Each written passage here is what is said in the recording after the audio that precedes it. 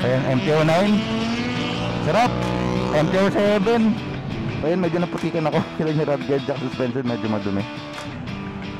Ang dikit naman ng hangking ni Kuya. Nagbayaan na siya ng babae rin, nagtatalong siya. Para siyang titanium.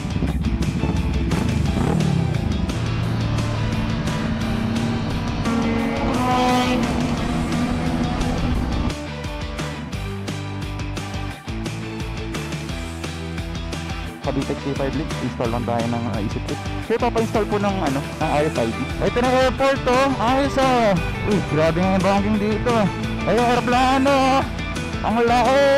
Comment sa pag-install ng RFID, ano lang naman.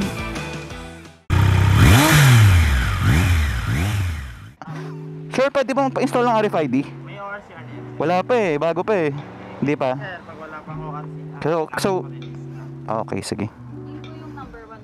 So medyo stricto talaga. Sa AutoSweep kasi hindi gano'ng stricto Ilan po? Kahit wala pang plaka yan. Okay, sige.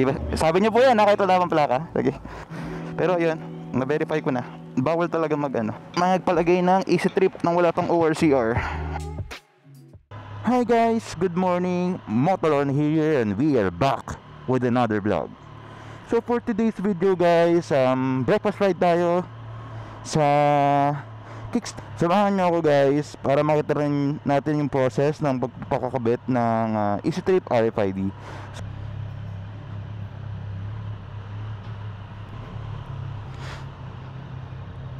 Grabe guys, kagabi hindi ko sure kung actually papost ko yung vlog na yun. Abutan ako ng ulan. So, isang basa yung damit ko. Galing ako ng Q-Off guys sa Sueño Coffee. Nagkaroon ng tambay kagabi kasama yung mga tropa. Grabe yung lakas ng ulan bigla. So actually lilipat pa dapat kami sa sa BGC para ituloy yung tambay doon ng mga around 10 PM. Pero biglang lumakas yung ulan guys. So we had no choice but to to go home na. Kaya napaaga ang uwi.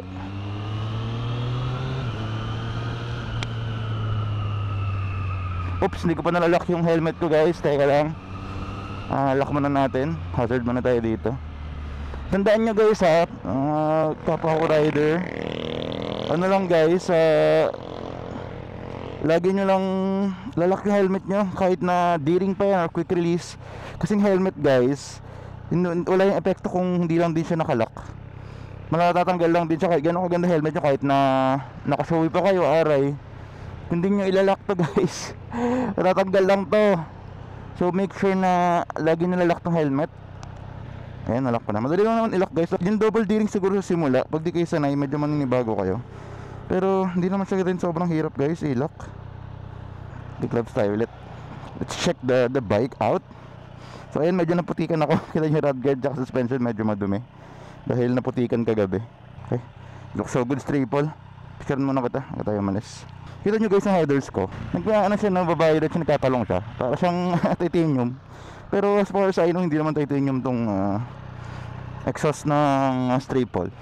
Let's go.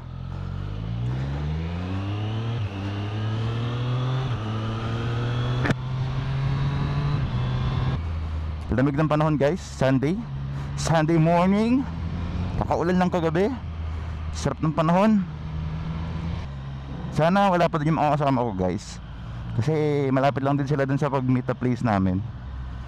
And medyo nalito ako ng konti kasi nag-is pa ako.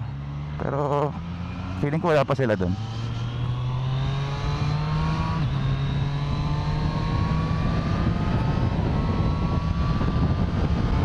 Grabe, sarap talaga mag-ride ng umaga guys.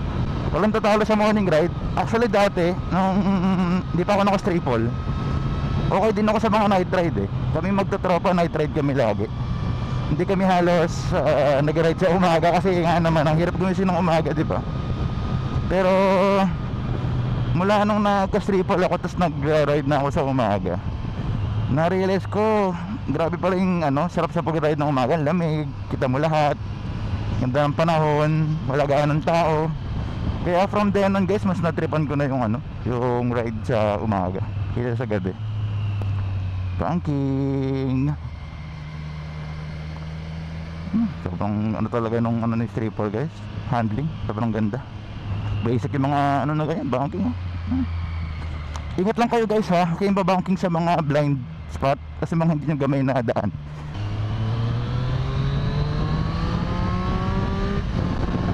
Bumanking kayo sa mga ganong spot guys, tapos merong hindi nyo alam yung daan, merong mga putik or merong mga ganyan, mga oil na ganyan. Diyos ko, aksidente yan guys kahit gano'n pa kakapit yung gulong nyo. So better safe than sorry guys. Okay yung bumanking pag mga blind spot or di nyo gamay. Katulad din to guys, yung mga tricycle na ganito, hindi nyo alam kung minsan kunyari sa pagbanking nyo, diba? May mga biglang lumiliko na kotse, tricycle or mga tao. So better safe than sorry tayo lagi guys, para wala tayong problema.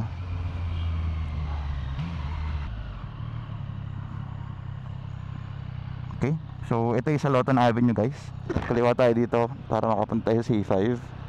Kung makikita nyo sa ano ko guys, ewan ko kung makikita sa video, pero tinan nyo yung setup ko ngayon. Dahil gusto kong maiba yung mic audio ko para hindi gaano malakas, ginamit ko na yung receiver ng DJI Mic Mini. Kasi dati yung mga past vlogs ko, ang nakagamit ko lang ay yung ano mismo, transmitter, yung maliit na parang mic na nasa Mic Mini. Pero ngayon ginamit ko na rin tong receiver. Kasi pag ginagamit yung receiver guys, mas kontrolado yung gain eh. So ngayon naka negative 26 yung gain ko. Kasi pag naka-recta transmitter lang kayo, yung parang maliit lang na mic, tsaka yung Action 5 Pro, actually okay lang naman, through Bluetooth lang din siya. Pero yung gain niya guys, hanggang negative 20 lang yung gain. May natiketan. Kawawa naman tong si kuya. Di yata siya aware sa track band dito. Ang dikit naman ng banking ni kuya. So ang dikit naman lumikod ni kuya. Ayan, kita nyo guys. Kaya dito guys, ingat kayo sa Manila, lalo kung di nyo gamay yung daan. Naku, ang bilis matiketan dito. Kada kanto halos may enforcer. Kahit Sunday guys mind you, Sunday ngayon. Pero grabe, walang, ayun no.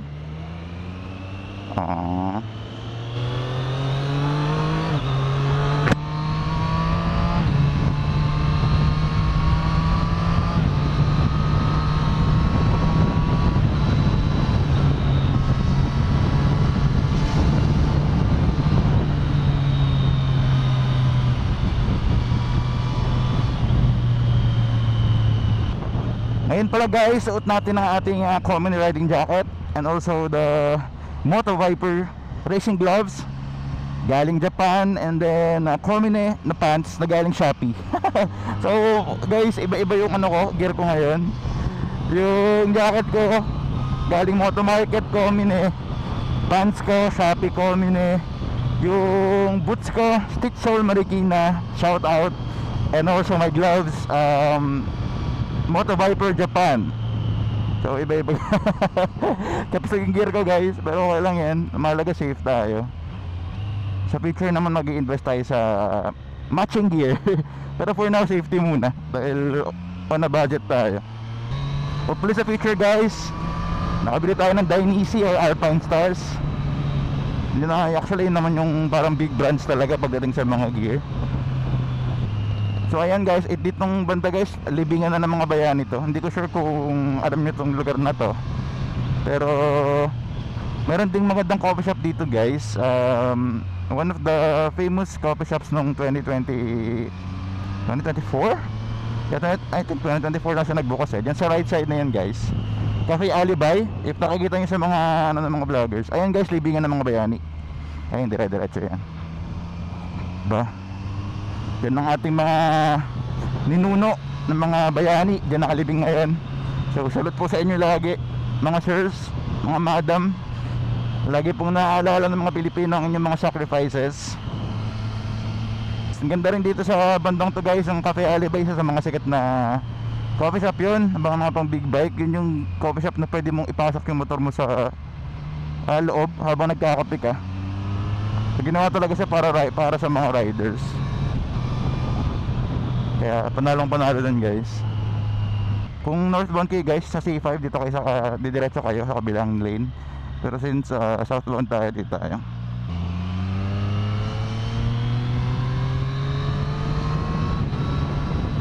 Dito kami lagi nagme-meet up guys sa may Shell dito. Actually magandang meet up place to kasi it's a good looking spot. Pwede kayo mag-picture habang nag-iintay. And also mabait yung mga attendant guys, hindi kayo papalisin kahit hindi kayo nagpapagas. So kung gusto nyo maghintay dito guys, kasi pag diniretso mo yan guys, ano na yan, S-Lex na, at saka C5 link papuntang Cavitex. May naka Ducati rin dito, yan ang kasama to. Di pala Ducati, S1000 pala yun guys. S1 na pala, mukhang Ducati. Doon na tayo. Andiyan na sila guys. Ayan mga tropa. Wala, nawalanan kagabi, yung dumi. Biglaan eh. Pero may naka S1 doon na pala oh. Kita mo naka full suit. Sama natin. Kala ko Ducati. Ano pre, ano saan tayo? O tara. Nagpa-load na kayo? 120 lang yun pre. Papunta.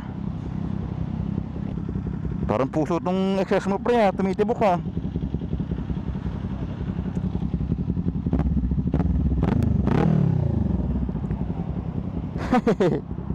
Kala ko naglinis ka na. Ang dumi. Buti naman. Ayan tara. Ba't pre? Game 3.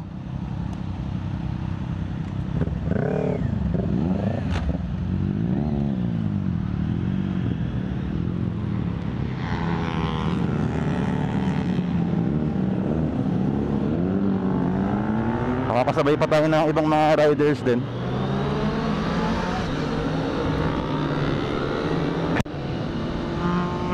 Ayan, MTO9. Sarap. MTO7. Tara, sabayan natin.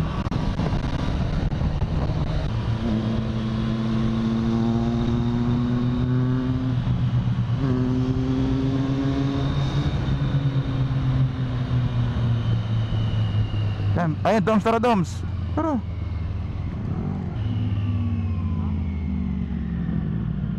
Kaya nga eh. Ayan, MTO7 no.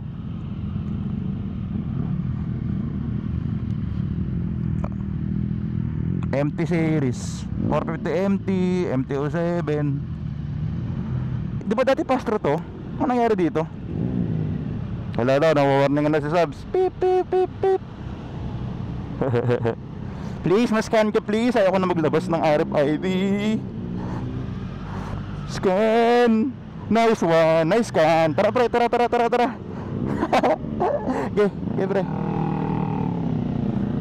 Nakakatawa yung RFID mo Subs, di na-i-scan lagi.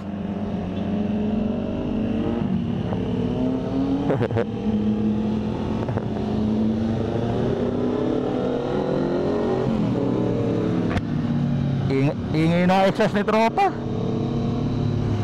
Itong C650.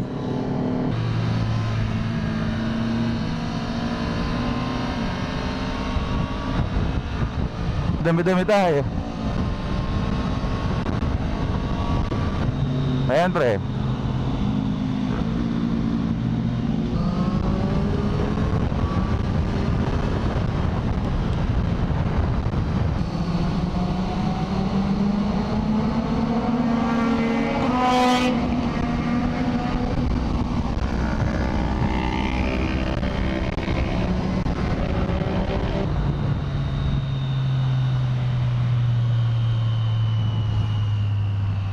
Feeling rest mga pare, akita ko na kayo.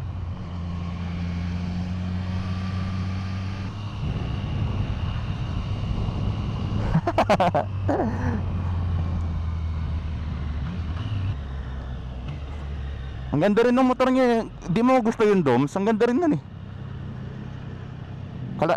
Kalaban ng ano yun pre, Ninja 1000 yun. GSX-S 1000 Suzuki. Parehas lang din sila pre. Kasi tech na inline 4 din naman. Tech halos parehas din. Hala, Subs, palitan mo na yung RFID mo pre. Hindi na yan, scan.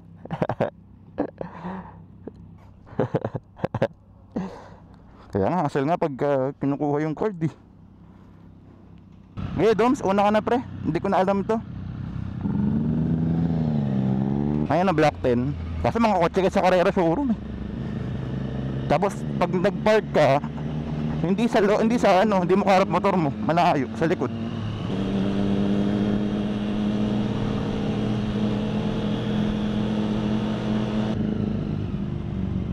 Kuha ka lang ng card, Doms. Meron ding ano dito pre, Moto Market. Ay, Moto World yata.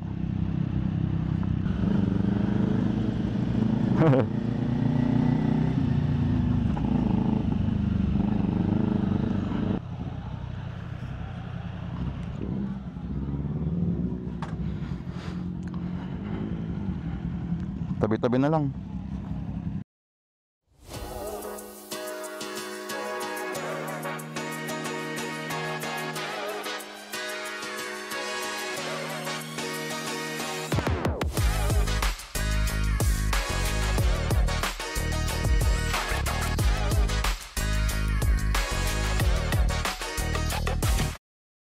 Ayan guys, preheat muna tayo ulit ng triple again. Kickstand tayo, nag-coffee ngayong Sunday ride natin. And then punta tayo ng C5 entry sa may papuntang Cavitex para palagay ng RFID na easy trip.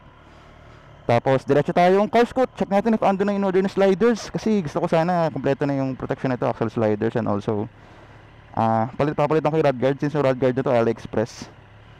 Gusto ko order ng rig na rod guard from RNG. So yan, papalitan din natin yan. So yun guys, preheat lang muna tayo, tapos largan na rin tayo maya maya.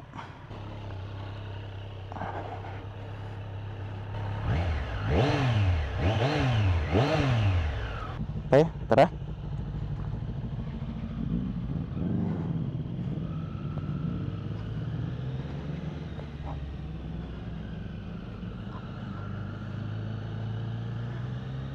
Kaliwa tayo dyan pre Abot ba tayo o hintayin na natin? Hintayin na siguro natin. Tayo abot. Okay. Thank you.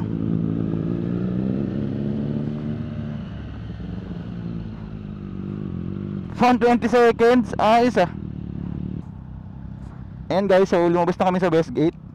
So kung interested kayo punta sa Westgate guys, may entrance dito. Pag ito galing Festival Mall to, hindi ko alam yung specific na tawag sa road. So ayun, entrance to. Meron din isa sa may malapit sa SNR Uniqlo sa may likod. Yun guys ito yung na dito. Ang tagal ng traffic light, 120 seconds. Tambay-tambay lang muna. Ayan, video daw si bossing.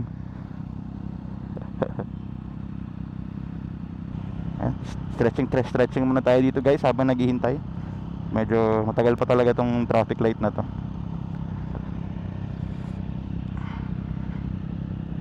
Diyan lang din tayo galing kanina. Wala lang yan. Nasabi lang malapit na.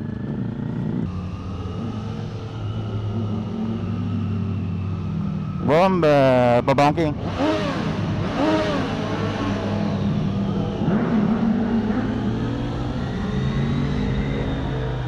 Nice sigaw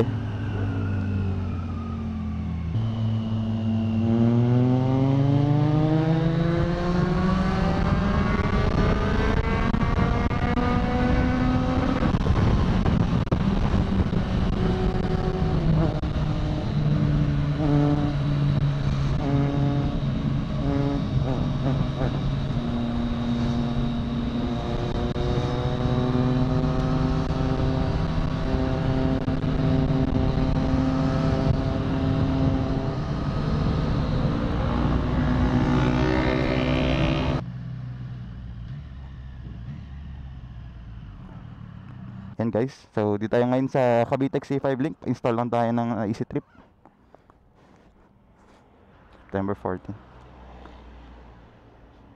So po, sir, papa-install po ng ng RFID. RFID po sir, papa-install. Meron na po. Okay, sige bossing. 500 sir.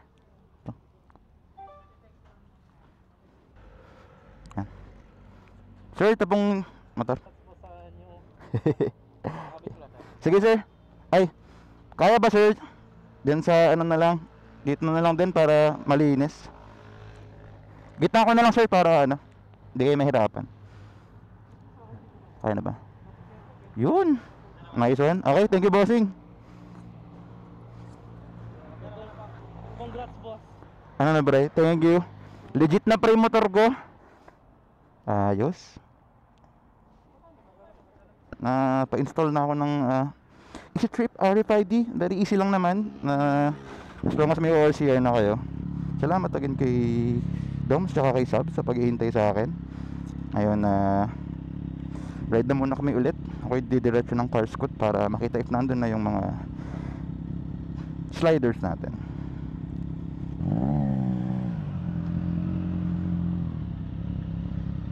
Ano pre? Tara. Okay na, thank you mga pare. Okay pre, okay na. Tara.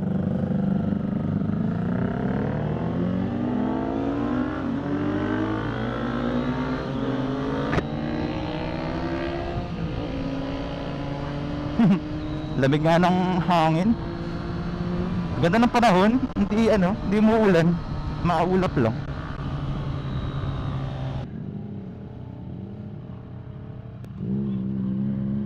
Himala. Nabasa rin. G, tara pre. Ayos. Ito na airport oh. Ayos oh. Ang ganda.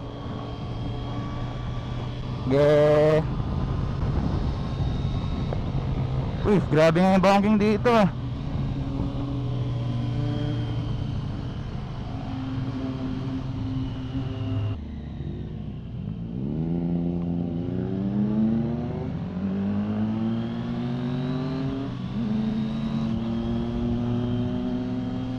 Hindi.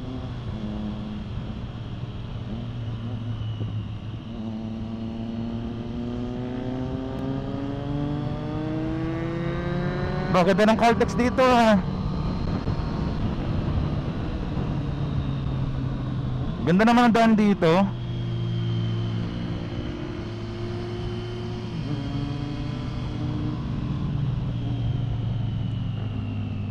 Ay, ang aeroplano. Ang laki. Bye bye. Ingat guys. Ingat mga airplane. Safe flight.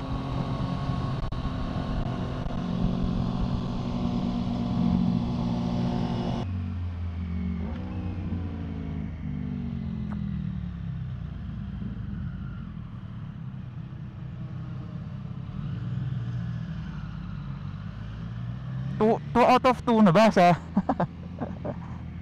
No, kay Sabs di nabasa. GG. Nabasa.